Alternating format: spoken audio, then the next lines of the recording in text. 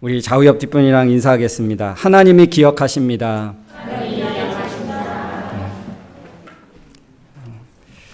하나님이 우리의 행하신 것 다 기억하시는 줄로 믿습니다. 여러분, 우리가 이 세상을 살아가면서 가장 알고 싶어 하는 것이 있을 것 같은데, 여러분 무엇을 알고 싶으신가요?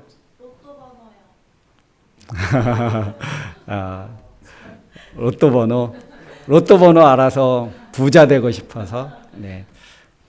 부자 돼서 선교하려고, 네. 여러분 알고 싶은 게 혹 있습니까? 무엇을 알고 싶으신가요? 네? 그죠? 알고 싶은 게 많겠죠. 근데 조금 우리가 홀리하면 하나님의 뜻을 알고 싶어 하지 않습니까? 그렇죠? 하나님의 뜻이, 나를 향한 하나님의 뜻이 어디 있을까? 하나님이 나를 왜 보냈고 왜 나는 나일까? 그렇죠? 하나님의 뜻을 알고 싶어 할 것 같은데 아닌가요? 네. 그럼 여러분, 하나님의 뜻을 알고 하나님의 뜻을 아는 방법이 있겠지요? 그죠? 어떻게 우리가 하나님의 뜻을 알 수 있을까요? 어떻게 하면 하나님의 뜻을 알 수 있을까? 하나님의 뜻을 아는 방법이 있습니다. 첫 번째, 뭐냐면, 그건 바로 성경입니다. 성경을 보면 하나님의 뜻을 알 수 있습니다. 성경을 떠나서 하나님의 뜻을 알 수 있다? 그거는 불가능합니다. 우리는 그래서 성경을 우리에게 주신 이유입니다. 성경을 통해서 우리를 향한, 나를 향한 하나님의 계획이 있습니다. 그러니까 우리는 하나님의 뜻을 성경을 통해서 알 수 있습니다. 근데 여러분, 성경을 읽고 묵상해도 하나님의 뜻대로 살아갑니까? 하나님의 뜻을 명확하게 알 수 있습니까? 그러지 않죠. 하나님의 말씀이, 성경 안에 하나님의 뜻이 다 담겨 있지만, 그러나 우리가 행하고 또 다 아는 데는 조금 우리 어떤 육신의 생각이나 지식이나 이것에 한계가 있기 때문에 다 알지 못합니다. 그 두 번째, 하나님의 뜻을 알기 위해서는 반대로 하나님의 뜻을 알기 어려운 이유가 있을까요? 그거는 우리의 욕망 때문입니다. 우리의 욕심. 이 욕망 때문에 하나님의 뜻을 알기가 어렵습니다. 분별하기가 어렵습니다. 그러니까 하나님의 이 욕망을 내려놓으면, 내 욕심을 내려놓으면 하나님의 뜻을 아는 데에 굉장히 많이 도움이 됩니다.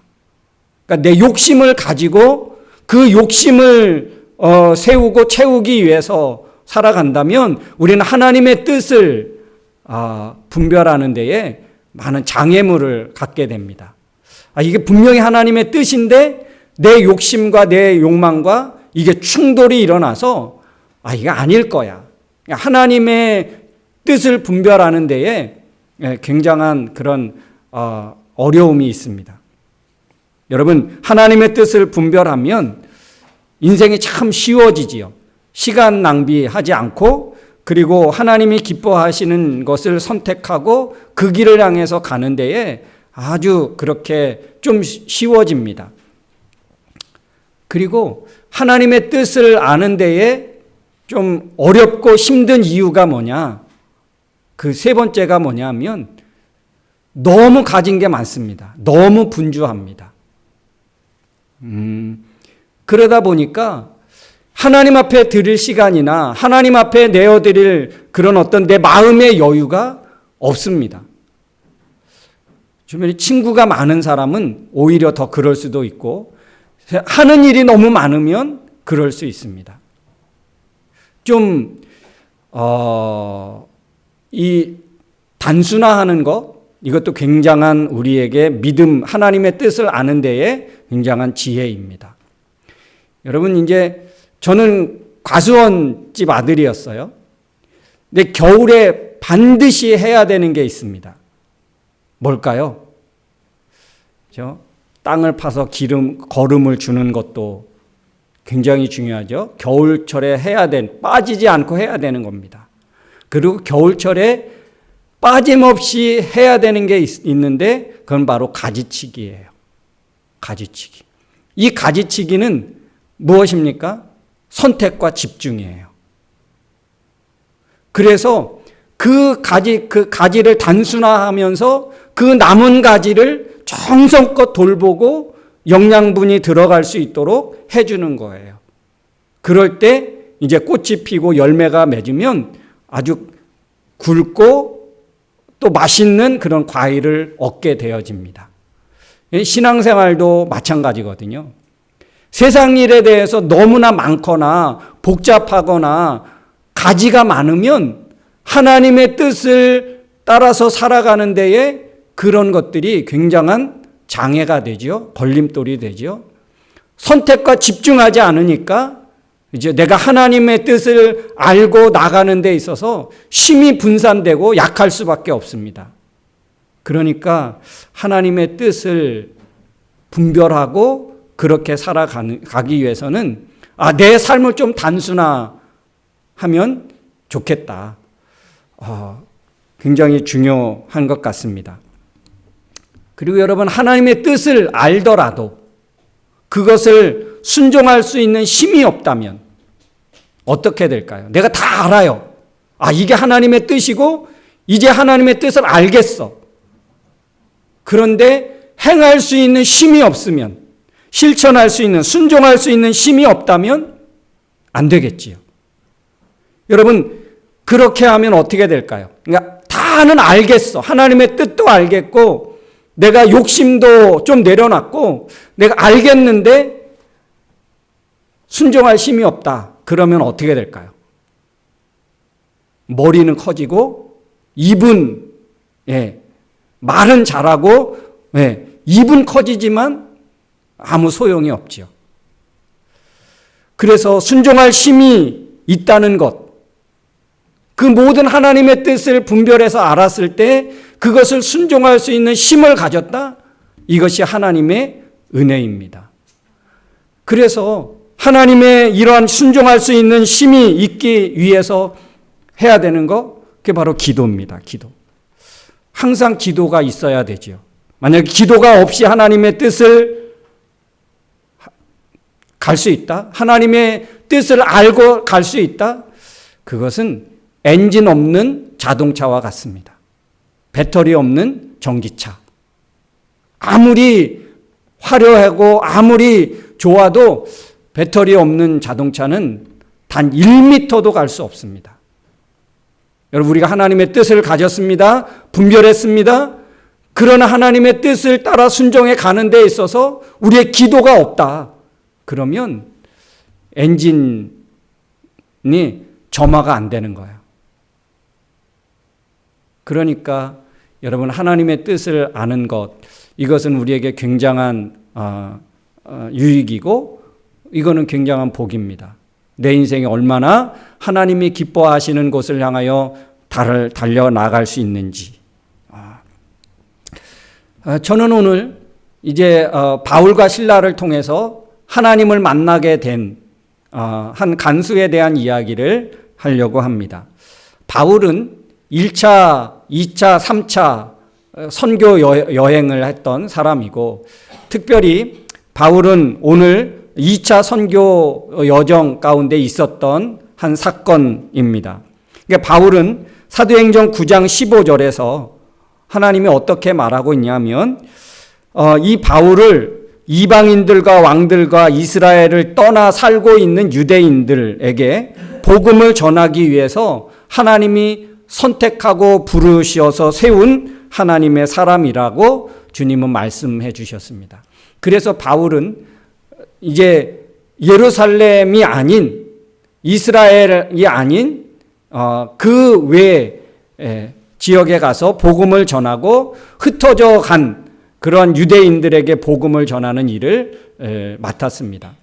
그가 그렇게 그런 복음을 맡은 것 중에 특별히 유대인들을 대상으로 해서 선교를 하게 된 이유 중에 하나도 그는 구약을 너무 잘 알았고 구약을 통해서 그가 발견하지 못했던 예수 그리스도를 비로소 예수님을 만나고 구약을 보니까 이게 정말 이 유대인들의 어떤 내려와 어려서부터 배웠던 그 율법적인 거, 구약의 그 내용이 예수님을 만나고 보니까 너무 잘 알겠는 거예요. 확실하게 자신감 있게 가르칠 수 있고 전할 수 있다는 그런 확신이 들은 거예요. 구약 율법에만 매여 있던 유대인들, 그게 바로 바울이었거든요.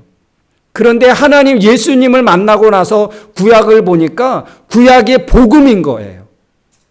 그래서 그 복음을 내가 가지고 배우고 깨달았고 발견했던 그 예수 그리스도를 전하지 않으면 안 되겠다. 그러니까 바울이 사역할 때는 신약 성경이 없었잖아요. 그죠?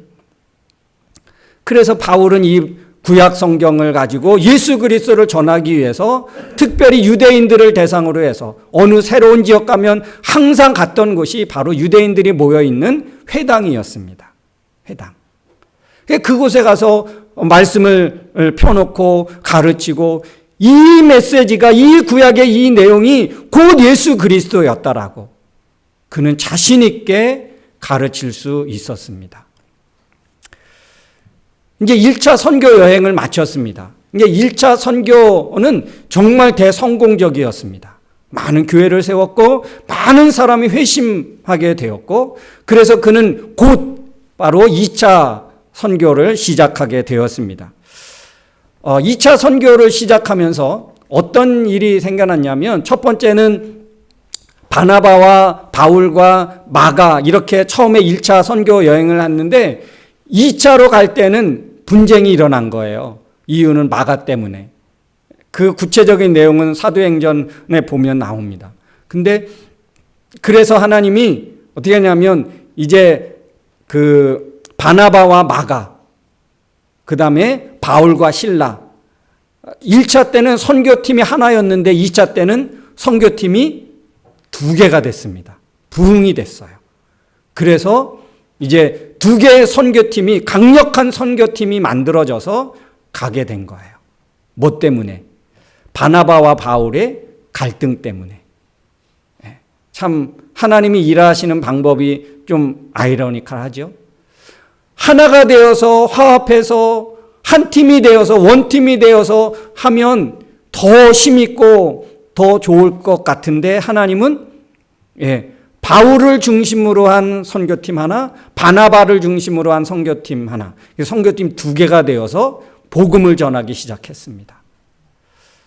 하나님이 일하는 방법과 우리가 하는 방법은 조금 다른 것 같습니다. 그런데 여러분 그래서 2개의 팀이 생겨서 주로 이제 사도행전은 바울을 중심으로 해서 기록되어집니다. 그러니까 바나바도 굉장한 사람이지요. 바나바도 예루살렘에 아주 중추적인 역할을 하는 사람이었고 얼마나 그 바나바의 이름이 위로하는 자입니다. 바울이 바울 될 수 있었던 것은 이 바나바의 역할이 결정적이지요. 바나바의 어떤 섬김, 바나바의 오픈 마인드가 아니었으면 이 바울이 받아들여질 수 없는, 제자들과 연합할 수 없는 아마 그렇게 됐을 거예요. 근데 이 바나바를 통해서 사울이었던 이 핍박자가 제자들에게 받아들여지고 복음 안에서 한 그리스도의 형제가 되어서 그래서 복음을 전하는데 굉장한 그런 역할을 하게 되었죠. 그래서 이 바나바의 역할도 굉장히 중요했고요. 이 바울의 선교팀도 굉장했을 것 같아요. 그런데 사도행전에는 그 바나바의 사역이 드러나지지 않고 이제 바울을 중심으로 해서 그 사역이 드러나게 되어집니다. 2차 선교 여행이 이제 그래서 몇 장이더라? 그 13장부터 13장부터 28장까지. 그러니까 이제 바울을 중심으로 한 선교의 내용들이 일어납니다. 그죠? 왜요? 갑자기 눈이 깨졌어요? 그래서 13장부터 28장까지 이제 바울의 1차, 2차, 3차 로마에 가는 것까지의 그 여정이 다 기록되어져 있습니다. 오늘은 제 2차 선교 여행 때 일어났던 사건인 거예요. 2차 선교 여행도 굉장히 이제 아주 굉장히 순조롭게 출발되는 듯 했습니다. 그런데 바울과 신라의 선교팀이 가는데 하나님이 자꾸 방향을 재조정하세요.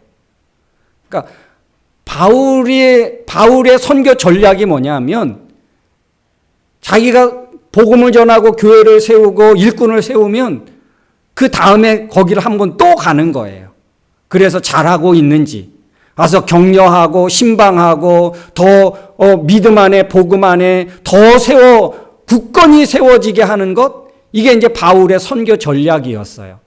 그래서 1차 선교 여행을 하고 나서 2차는 어떻게 해요? 1차 선교 때 가는 그 루트를 따라서 또 가는 거였어요. 그런데 하나님이 2차 선교 여행을 출발했는데 하나님 자꾸 방향을 재조정하시는 거예요. 거기서 막힙니다. 이게 아닌가? 그래서 또 다른 방향에 가요. 그런데 어떻게 됩니까? 이 사도행전 16장 5절에 보니까 이제 굉장히 막 1차 막 부흥하고 믿는 수가 더해가고 순조롭게 되는데 6절에 가보니까 말씀 전하는 것을 하나님이 막으셨다. 그래요. 막으시니까 또 다른 데로 가야 되잖아요. 그래서 7절에 가보니까 다른 지역으로 갔는데 거기서도 성령이 허락하지 않으셨다라고 기록됩니다. 16장 7절에 보니까 바울이 참 난감한 거예요. 갑자기 자기 선교의 목적과 선교의 방향이 갑자기 막 흔들리고 새롭게 정해져야 되고, 그러니까 여러분 얼마나 난감했겠습니까? 이게 아닌가 보다. 그래서 바울은 그래서 이제 어느 날 밤 하나님 앞에 기도하게 되죠. 그래서 16장 9절에 가보니까 그날 밤 환상에 하나님이 그에게 나타나셔서 어떤 환상을 보냐 하면 마게도냐 어떤 한 사람이 손짓하는 거예요. 우리에게 와서 좀 도와달라고. 나를 좀 도와달라고. 나를 구원해달라고. 그렇게 요청을 환상 중에 하는 그 환상을 보게 된 거예요. 그래서 여기구나. 그래서 바울이 마게도냐로 가게 됩니다. 우리를 부르신 곳이 그곳이구나. 그래서 여러분 확신을 가지고 떠나게 됩니다. 여러분 이렇게 바울이 그렇게 순종을 잘하게 된 이유가 있을까요? 환상을 봤으니까? 그럴 수도 있겠죠. 그럴 수 있었던 것은 그에게 하나님을 향한 은혜가 있었기 때문에. 은혜가 있었기 때문에 그가 어떤 하나님의 깨달음을 주셨을 때 곧바로 순종할 수 있었습니다.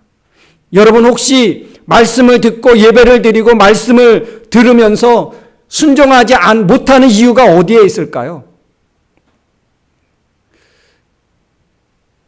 마음은 원이로되 육신이 약해서? 여러분 그렇게 생각하지 마십시오. 내게 은혜가 없기 때문에. 여러분에게 은혜가 없기 때문에 말씀을 들었지만 하나님 앞에 환상으로 음성으로 들었지만 순종하지 못하는 거예요. 은혜 있는 척하지 마십시오.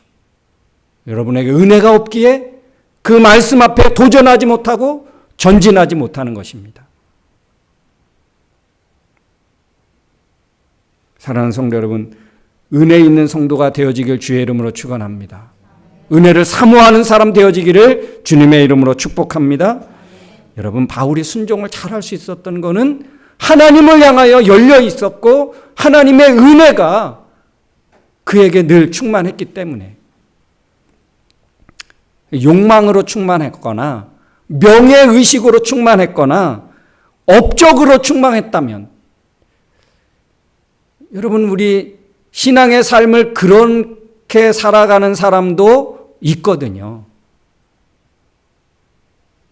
선교사님들 중에 다는 아니지만 업적을 세우기 위해서, 신앙생활이 내 명예를 지키기 위해서,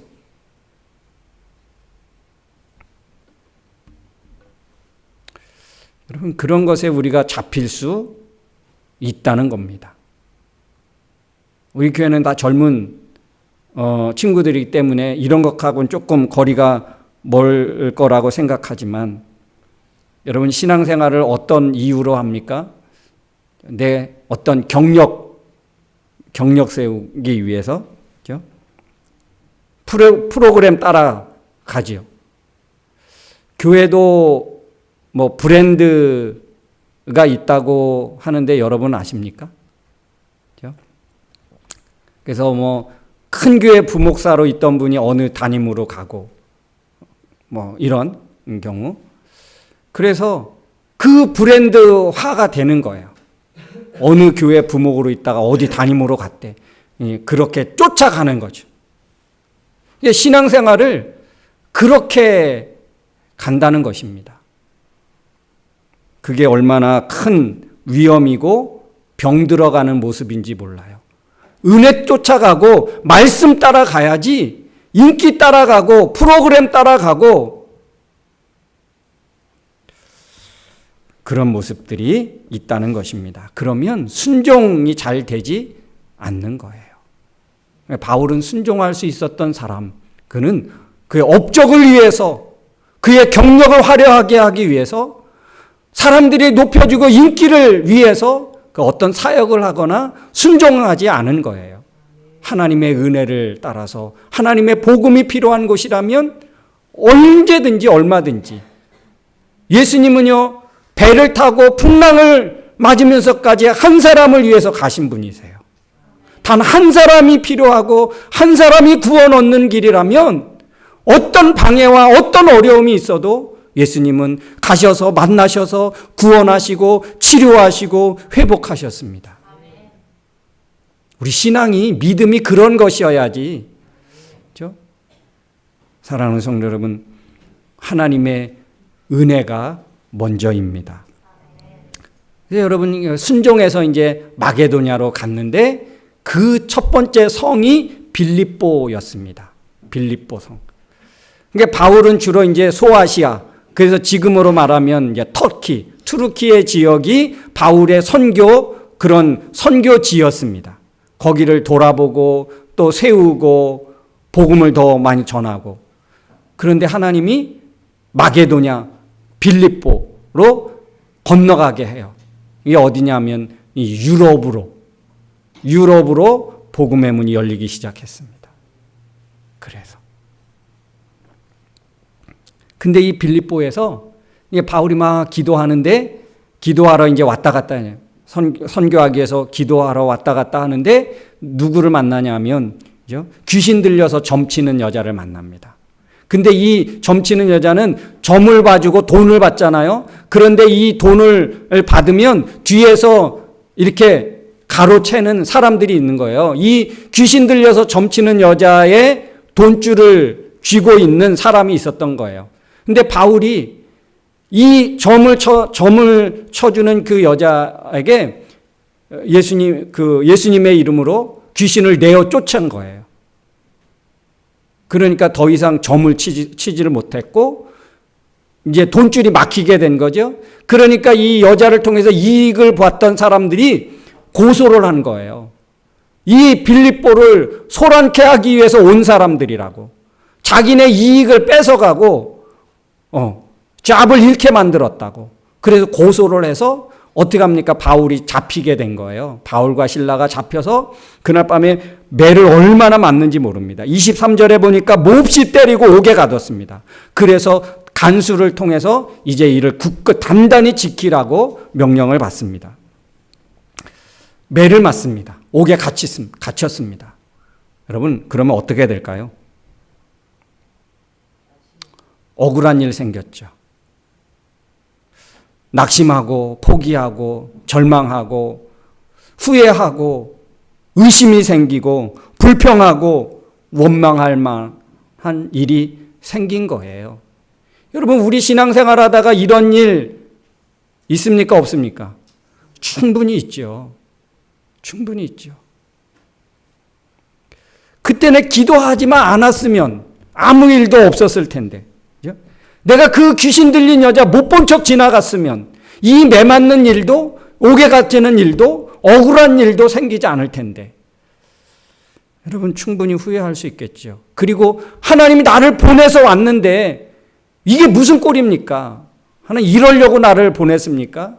이러려고 이렇게 매 맞고 고통당하게 하려고 하나님 나를 보냈습니까? 원망하고, 그렇죠? 하나님, 내가 다시는 환상 쫓아서 하나님이 말씀하시는 대로 내가 가지 않겠습니다. 여러분 이럴 수 있지 않겠습니까? 그렇죠? 순종해도 별거 없더라. 하나님이 보내시는 거에 응답해서 갈 이유가 없다라고 생각할 수 있겠죠. 그런데 그런 상황에서 바울은 어떻게 합니까? 25절에 기도하고 찬송하더라. 또 속으로 한 것이 아니고 누가 들을 수 있도록, 주변의 모든 죄수들이 다 들을 수 있도록, 그렇죠?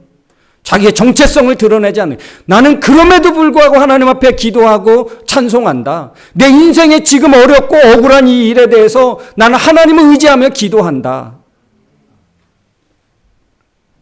이런 억울한 일이 생겨도, 원망하고 불평한 일이 있어도 흔들리지 않고 하나님만 의지하며 찬송하며 기도하리라 결단했던 것입니다.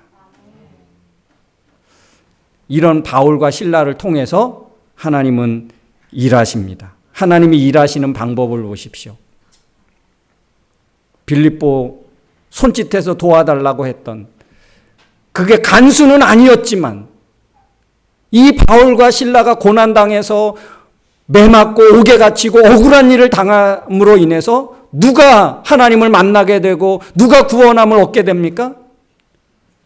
간수가. 그죠? 33절에 보니까 그 온 가족 식구들이 다 세례를 받습니다. 구원을 받는 거예요. 한 가족을 구원하십니다. 한 사람의 인생이 바뀌어집니다. 한 사람이 구원을 받게 되어집니다. 여러분, 한 사람이 구원받고 변화되고 새 사람 되어지는 것, 이거 여러분 저절로 되는 것 아닙니다. 우연히 되는 것도 아니고요. 아주 그냥 쉽게 되는 것 아닙니다.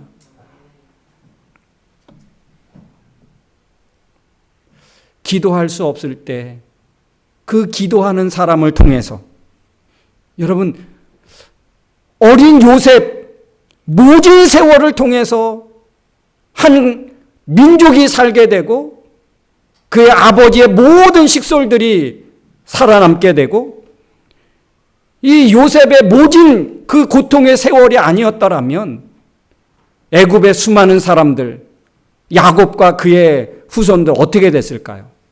그렇죠? 굉장한 그런 희생을 치러야 했을 것입니다. 근데 요셉의 그 모진 세월, 그죠? 옥에 갇히고 종살이하고 형들에게 팔려서 낯선 땅에 가고, 그 모진 세월을 요셉이 다 겪고, 그러므로 이 하나님의 요셉을 통해서 일하시는 것을 보십시오. 그 요셉의 모진 세월을 통해서 하나님은 엄청난 역사를 이루어 내셨습니다.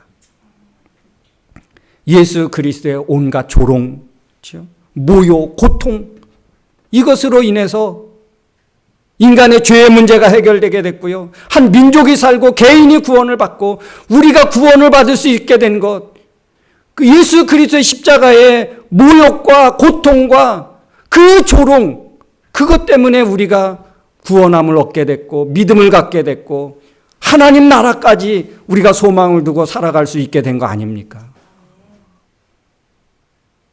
예수 그런 고난을 당하지 않았다면, 그렇죠? 여러분, 혹 여러분이 고난 중에 있습니까? 낙심되는 환경 중에 있습니까? 원망하고 혹시 후회되는 일이 있습니까? 누군가를 위해서 지금 사용되고 있다는 사실을 기억하시기를 바랍니다. 내 이 고난과 내게 후회될 만한 일, 그 일을 통해서 지금 하나님은 일하고 있는 거예요. 누군가를 위해서 지금 일하고 있다는 사실입니다. 여러분 믿습니까? 여러분 믿습니까? 하나님은 내 그 고통스러운 지금 당하고 있는 이 환경으로 인해서 나를 억울하게 만들 게 아니라 하나님은 내 이 과정을 통해서 지금 누군가를 하나님 만나고 누군가를 구원하기 위해서 지금 나를 세우고 있고 지금 나를 쓰고 있구나. 하나님 나를 훈련하시고 나를 준비하고 있구나. 여러분 바울과 실라의 그 억울한 일 때문에 간수가 구원함을 받고 그 가족이 다 구원함을 받게 되었다는 이 사실을 기억하면서 여러분 이게 바로 믿음의 원리고 하나님의 일하시는 방법입니다. 우리를 세우시고 우리를 쓰시는 하나님의 방법입니다. 그렇다면 여러분 순종해야 되지 않겠습니까? 믿음으로 이겨내야 되지 않겠습니까? 기도할 수 없을 그런 일이 있을 때 찬송하고 기도하는 자리로 나가야 되지 않겠습니까? 여러분 함께 다 같이 일어나서 우리 찬양했으면 좋겠습니다. 하나님의 일하시는 방법을 여러분 깨달아야 할 줄로 믿습니다. 주가 일하시네.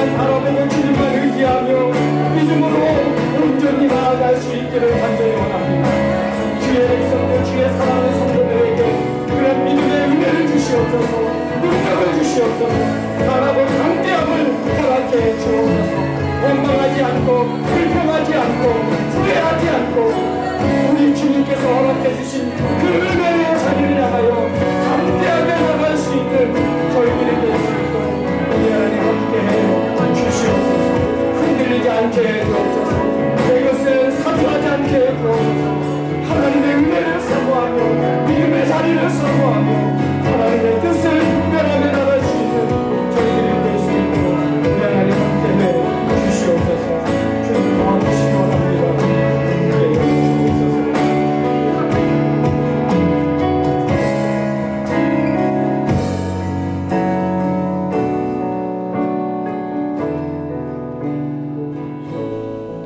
하나님 아버지 감사합니다.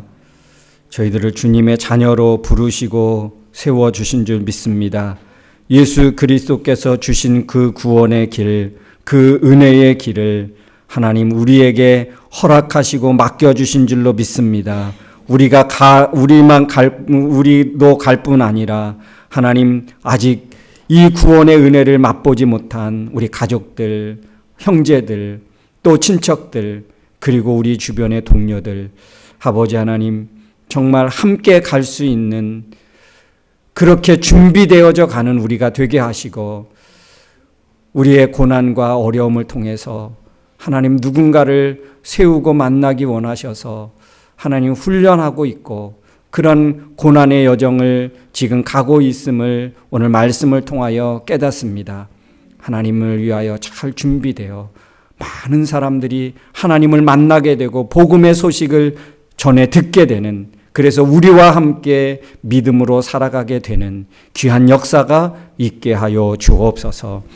이제는 우리 인생의 길이요 진리요 생명이 되신 예수 그리스도의 은혜와 예수님을 통하여 영원한 새 언약을 맺어주신 하나님 아버지의 크고 놀라우신 사랑하심과 이 험한 세상, 죄악된 세상 홀로 두지 아니하시고 지금도 우리의 삶의 배후에서 역사하시고 위로하시고 격려하여 믿음의 길로 인도하시는 성령님의 그 충만하신 그 능력이 오늘도 하나님의 일하시는 방법을 깨닫고 하나님 앞에 쓰임받기를 마음에 다짐하고 결단한 주의 성도들 머리머리 위에와 저들 가정과 생업과 그리고 학업과 나가는 모든 앞길 위에 세계 평화 위에 그리고 이 땅의 삶을 마치고 한국으로 돌아가는 우리 은빈이 자매 인생의 여정 위에 이제로부터 영원토록 함께 있을지어다. 아멘.